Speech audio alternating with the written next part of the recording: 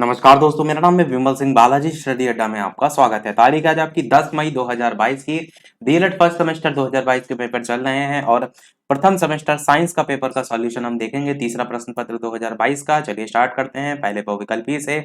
पहला बहुविकल्पी पूछा गया था, कोशिका भित्ति पाई जाती है पादप कोशिका, जंतु कोशिका, दोनों या इनमें से कोई नहीं। तो पादप कोशिका में पाई जाती है। कई बार आपने इसका अंतर पढ़ा होगा पादप कोशिका और जंतु कोशिका का। तो ये क्वेश्चन तो आप बिल्कुल भी गलत नहीं करे होंगे। दूसरा प्रश्न पूछा गया था, यौगिक का उदाहरण क्या होता है?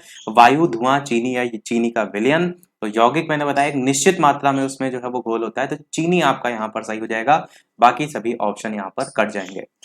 तीसरा प्रश्न पूछा गया था, कायिक प्रवर्धन जो है वो संभव है जड़ के द्वारा, तना के द्वारा, पत्ती के द्वारा या सभी के द्वारा। तो कायिक प्रवर्धन होता क्या है? मैंने आपको एमसीक्यू कराए थे फर्स्ट सेमेस्टर के, उसी का ये स्क्रीनशॉट है। मैंने बताया था कलम लगाना एक प्रकार का कायिक जनन के अंतर्गत आता है। कायिक जनन में क्या होता है, कोई नया पौधा आपको लगाना है तो उसके लिए जड़ लगाने की आवश्यकता नहीं पड़ती है।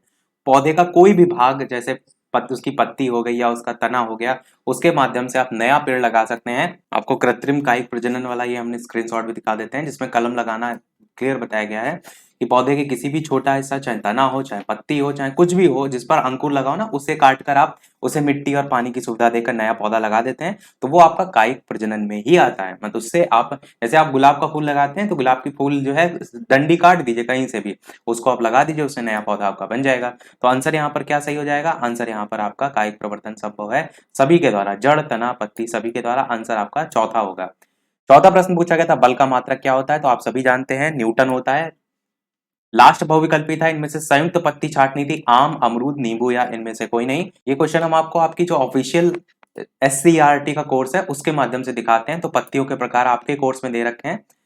तो वनस्पति जगत जो सेकंड चैप्टर है उसमें सरल पत्ती इसका एक प्रकार होता है और संयुक्त पत्ती होता है। अब संयुक्त पत्ती क्या होता क्या है?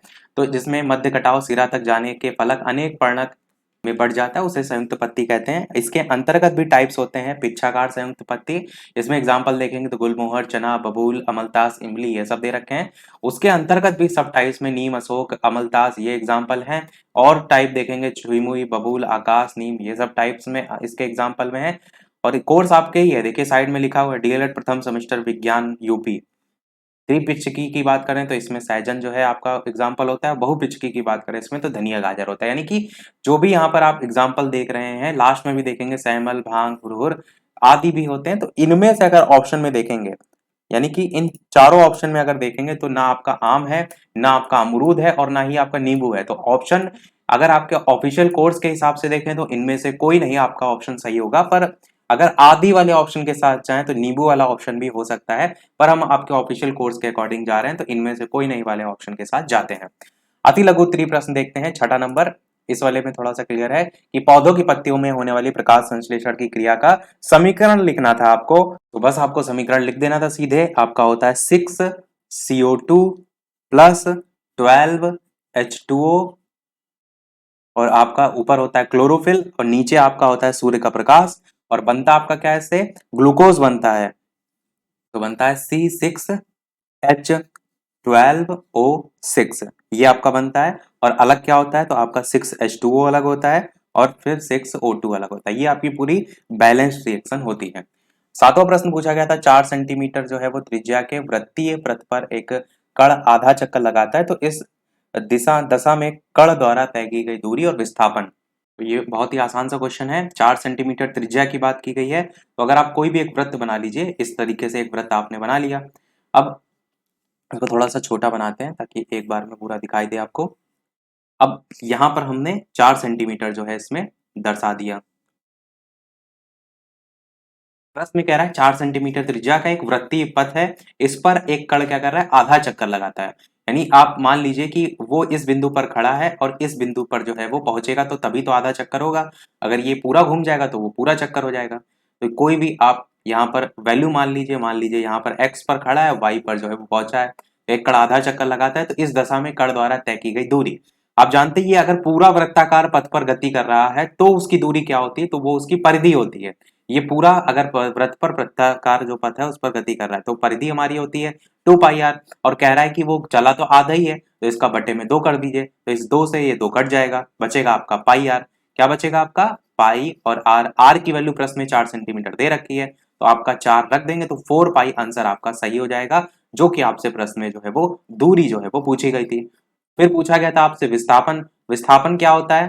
तो विस्थापन हमने आपको बताया था सुपर टेट के लिए जब तैयारी हम आपको करा रहे थे। तो विस्थापन में कोई आप कहेंगे किसी भी माध्यम से, किसी भी पथ से होते हुए गति करे, कोई भी एक्स से वाई जैसे आपको जाना है तो आप सीधे सीधे जा सकते हैं, या आप इसको इस तरीके से भी कह सकते हैं कि न्यूनतम जो है आप दूरी किस माध्यम से तय कर सकते हैं, तो भी आप इस एक्स से वाई के माध्यम से जा सकते हैं। तो कुल मिलाकर हम इस दूरी को निकाल लें एक्स वाई को, तो एक्स वाई क्या है? एक्स वाई आपका व्यास है, और जब आपको त्रिज्या पता ही है 4 तो व्यास दुगना होता है, तो आंसर आपका 8 सेंटीमीटर यहाँ पर जो है वो विस्थापन निकल करके आ जाएगा।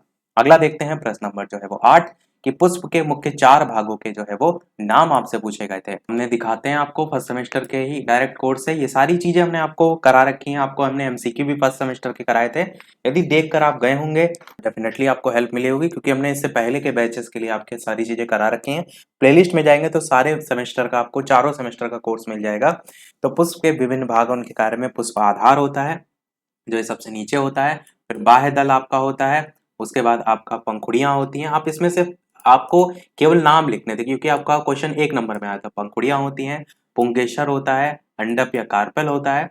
ये सब आपका जो है हमने सारी चीजें आपको बताई थी, यही आपसे इसमें पूछा गया था पुष्प के 4 भाग।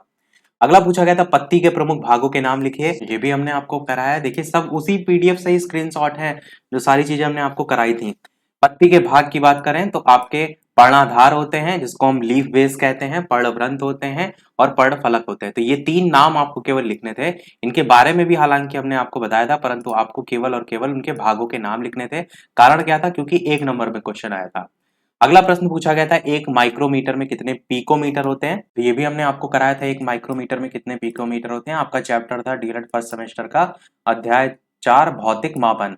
हमने आपको चैप्टर वाइज ही एमसीक्यू भी कराए थे, आपने देखा होगा तो अभी कुछ ही दिन पहले आपके एग्जाम से पहले। तो ये आपकी लिस्ट देखिए इसमें दे रखी थी दूरियों के मापन से संबंधित। तो आपसे 1 माइक्रोमीटर पूछा गया था तो 10 की घात -6 मीटर के बराबर होता है, और 1 पिकोमीटर की अगर बात करें तो वो होता है आपका 10 की घात -12 मीटर के बराबर। और प्रश्न में ये पूछा गया था कि 1 माइक्रोमीटर में कितने पिकोमीटर होते हैं। इससे आप कंपैरिजन करेंगे तो आपका मान यहाँ पर कितना आएगा? 1 माइक्रोमीटर में 10 की घात 6 जो है आपका पिकोमीटर जो है वो होता है। तो ये आपका जो है वो सही होगा। ये चाहे तो आप इसको डायरेक्ट भी सर्च कर सकते हैं, अगर आपको थोड़ा सा भी डाउट हो डायरेक्ट गूगल पे लिखिएगा इंग्लिश में 1 माइक्रोमीटर बराबर कितने पिकोमीटर, तो आपको 10 में जितने जीरो देखने को मिल जाए वही आपका घातांक में चढ़ जाता है। और ये प्लस में घातांक इसलिए होगी क्योंकि आपका जीरो आगे लगे माइनस में लगा होता है, यानी कि बटे में होता है। तो आंसर आपका 10 की घात 6 पिकोमीटर सही हो जाएगा। 11 प्रश्न आपका पूछा गया था कि बेलन की लंबाई और वृत्त के व्यास मापन के लिए किस यंत्र का प्रयोग किया जाता है। ये तो इसी जो हमने अभी पेज देखा बेलन की लंबाई और वृत्त के व्यास मापन के लिए किस यंत्र, ये जो हमने पेज देखा 1 माइक्रोमीटर वाला, इसी के जस्ट ऊपर वाला ही पेज था आपका, जिसमें ये देखिए DElEd first semester science 88 page number पे वर्नियर कैलिपर्स आपको यहाँ पर बताया गया है कि बहुत ही जो छोटी दूरियां होती है, अति सूक्ष्म दूरियों के मापन के लिए जो है स्क्रू गेज और वर्नियर कैलिपर्स जो है उसका यूज किया जाता है, या फिर स्पैरोमीटर इस फेरोमीटर का उपयोग किया जाता है। तो इन दोनों में से कोई भी लिख सकते थे। वर्नियर कैलिपर्स का चित्र भी नीचे दे रखा है, तो इनको ही आपको जो है वो लिखना था, और यही आपका वर्नियर कैलिपर्स जो है वो सही हो जाएगा। और जो बहुत बड़ी दूरियां होती है उनके लिए जो है आपका लंबन विधि का यूज किया जाता है। तो ये चीज आपकी यहाँ पर आपको लिखनी थी। बढ़ते हैं लघु उत्तरीय प्रश्न की तरफ। इसके अलावा वीडियो पसंद आए तो लाइक सभी लोग अवश्य करते रहिएगा और शेयर भी अवश्य करते रहिएगा और लोग साथ, ताकि सभी के साथ वीडियो जो है सभी के पास पहुंच सके।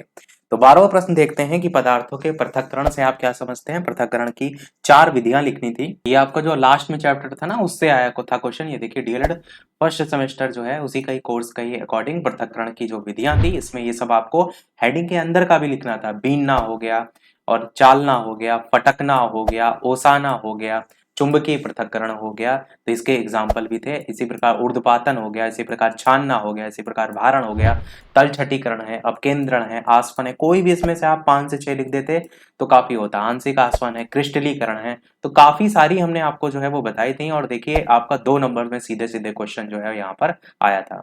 तो ये आपका ऑप्शन पृथक्करण से आप क्या समझते हैं। 4 विधियां, अच्छा यहाँ पर दे रखा था 4, तो कोई 4 आपको लिख देनी थी। क्या समझते हैं पृथक्करण, तो आप जानते हैं अशुद्धियों को अलग करना होता है।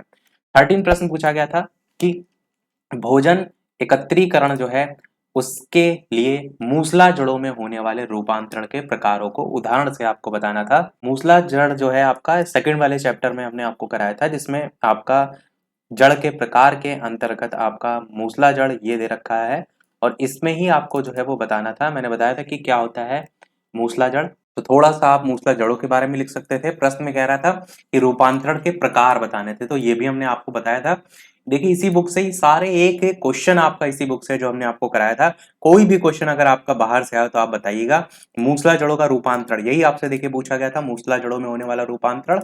और उसमें आपको केवल अगर पूरा अंदर का भी नहीं पता था, हेडिंग भी लिख देते तो आपको आराम से 2 नंबर में से 1.5 नंबर मिल जाते। वैसे अंदर का कोई भी कठिन नहीं था। सर्करूप जो जड़ें होती है ना, इनमें आधार पर चौड़ी और नीचे की ओर पतली होती है। जैसे आप गाजर में देखते हैं, ऊपर मोटी होती है, नीचे पतली। फिर फ्यूजियार्म जड़ें होती हैं, तो इसी प्रकार इनमें भी रूपांतरण होता है। जैसे एग्जाम्पल के रूप में मूली। इसी प्रकार कुंभी रूप जड़ें होती हैं, जैसे सलजम, चुकंदर। इसी प्रकार केदिल जड़ें होती हैं, जैसे कि आपका मिराबिलिस। तो ये आपके 4 मुख्यतः जो है वो होते हैं मूसला जड़ों का रूपांतरण। यही आपसे होने वाले रूपांतरण का पूछा गया था। भोजन एकत्रीकरण के लिए पूछा गया था। तो ये जो जल जब जैसे से इनका रूपांतरण होता है ना, तो भूमि में जाते हैं, तो भोजन का एकत्रण उन्हीं जड़ों के माध्यम से तो करते हैं। तो उसके टाइप्स में आप इन्हीं को लिख सकते थे।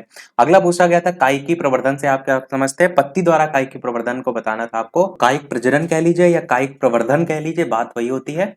ये देखिए हमने आपको कराया था, इस वाले पेज पे है इसका स्क्रीनशॉट। ये आपका इसी चैप्टर से ही आया था। थोड़ा सा बड़ा कर देते हैं ताकि क्लियर आपको दिखाई दे।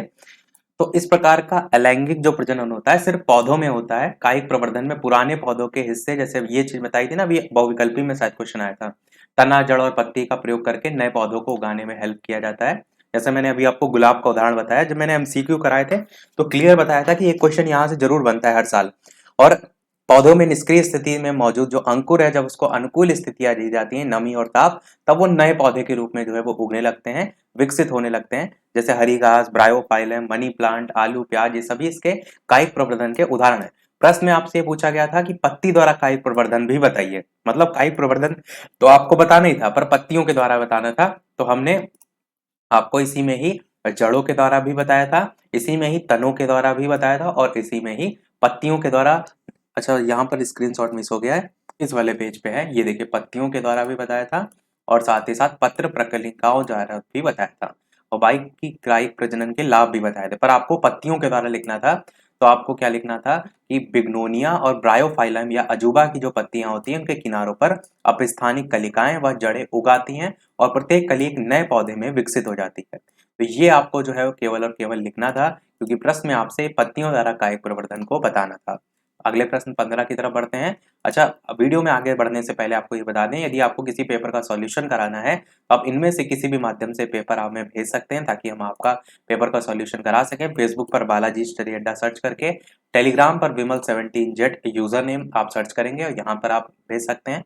इंस्टाग्राम पर विमल सिंह 17Z और डायरेक्ट भी जीमेल आईडी पर विमल सिंह 1212@gmail.com पर हमें पेपर भेज सकते हैं, ताकि हम आपके पेपर का सॉल्यूशन, किसी भी सेमेस्टर का आपको सॉल्यूशन चाहिए हो तो हम करा सकें। आगे बढ़ते हैं प्रश्न में 15 की किसी वस्तु का रेखीय संवेग कब संरक्षित रहता है। तो जब आप कहेंगे कि कोणों के किसी भी निकाय पर कार्य करने वाले बाह्य बल शून्य होते हैं, तो उस निकाय का संवेग जो है आपका संरक्षित रहता है। तो ये आप आसानी से कर ले गए होंगे। तत्व और यौगिक में अंतर पूछा गया था। पदार्थ की अवस्थाओं वाला जो चैप्टर था इसी डीएलएड फर्स्ट सेमेस्टर का, इसमें हमने आपको रासायनिक संरचना के आधार पर बताया था तत्व, यौगिक और मिश्रण को। तो इसके बारे में आप आसानी से लिख सकते हैं, कोई कठिन नहीं था। कोई भी अंतर आप लिख सकते थे, 2 नंबर का था। 4-5 अंतर भी लिख देते तो काफी होता। 17 प्रश्न पूछा गया था दोलन और कंपन गति में उदाहरण। पांचवा वाला जो आपका गति और बल चैप्टर था, इसमें हमने गति के प्रकार आपको बताए थे। इसमें आपका रेखीय गति, वृत्तीय गति, इसमें आपसे दोलन गति पूछा गया था, ये आपसे पूछा गया था। तो क्या होता है दोलन गति? दो बिंदुओं के मध्य सरल रेखा में गति को हम कहते हैं दोलन गति। इसी को वाइब्रेशन मेथड मोशन भी कहते हैं, वाइब्रेशनल मोशन। जैसे झूला झूलते हुए बालक, क्योंकि प्रश्न में एग्जाम्पल पूछा गया था ना उदाहरण सहित, तो आप क्या कहेंगे कि झूला झूलता हुआ बालक अपनी माध्य स्थिति से आगे पीछे जाता है। एक समान वृत्तीय गति करते हुए पिंड की गति आवर्ती होती है, दोलनी नहीं, क्योंकि इस स्थिति में पिंड अपनी माध्य स्थिति के आगे पीछे नहीं गति करता है, और दोलनी गति आवर्ती गति का ही एक रूप है। बाकी कंपन गति में आप सितार की लिख सकते हैं, सितार बजाया जाता है ना, तो उसमें कंपन होता है, तो इस प्रकार से एग्जाम्पल लिख सकते थे। लास्ट हमारा प्रश्न पूछा गया था बीजांड की आंतरिक संरचना का नामांकित चित्र। ये हमने निषेचन आपको जो कराया था, इसमें आपका ये बीजांड जो है इसके बारे में दिखाया था, इसकी आंतरिक संरचना कैसे होती है। तो आप ये भी चित्र बना सकते थे, या जो एक्चुअल में बीजांड का आंतरिक संरचना वाला चित्र आता है ऐसा ही होता है एकदम सेम। उसमें आपको इस तरीके से बीजांड दिखाना होता है, उसके 2 हिस्सों में काट करके। ये तो पुष्प में निषेचन का है, पर इसका भी बीजांड का भी चित्र लगभग ऐसे ही आता है, तो उसको भी बनाकर दिखा सकते हैं, नंबर आपको मिल जाते हैं आसानी से, क्योंकि ये भी बीजांड का ही आपका जो है वो चित्र है, आंतरिक संरचना का। तो ये था ओवरऑल पेपर। कैसा क्या रहा आपका, टोटल कितने में से प्रश्न कितने आपने सही किए, कमेंट सेक्शन में अवश्य बताइएगा। आज वीडियो में इतना ही रखते हैं। वीडियो पसंद आया हो लाइक कीजिएगा और लोग साथ शेयर जरूर कर दीजिएगा, ताकि और लोगों तक पहुंच सके और भी लोग अपना पेपर मिला सकें। तो आज वीडियो में इतना ही रखते हैं, मिलते हैं अगले वीडियो में कुछ नए प्रश्नों के साथ, नए टॉपिक के साथ। तब तक के लिए नमस्कार, जय हिंद।